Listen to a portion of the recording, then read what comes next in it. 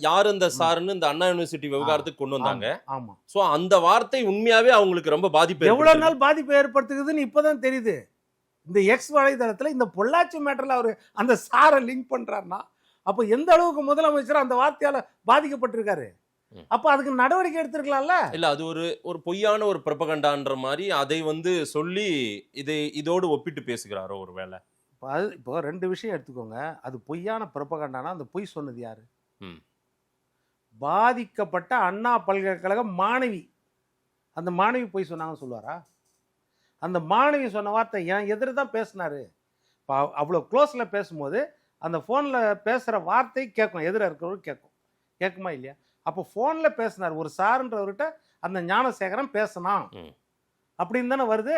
அப்படிதானே அந்த பொண்ணு கண்ணீரோட அழுதுட்டு கொடுத்த ரிப்போர்ட்ல அதைத்தானே எதிர்க்கட்சி தலைவரும் மற்ற கட்சிகளும் உங்களை மாதிரி சமூக செயற்பாளரும் பத்திரிகையாளரும் வெளிப்படுத்துறது அந்த பெண்ணோட குரல்.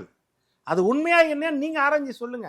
ஆனா அந்த பெண்ணோட குரல் ம். அது உண்மையா தான் இருக்குன்ற விதத்தில் தானே எதிர்க்கட்சிகள் போராடும். ம். அப்போ அந்த வார்த்தை என்னன்னா யார் அந்த சார்ன்றது இந்த விஷயத்துல உங்களுக்கு தெரியாது. அதாவது பொள்ளாச்சி சம்பவத்துக்கும் ஆமா. யார் அந்த சாருக்கும் சம்பந்தமே இல்ல. சம்பந்தமே கிடையாது.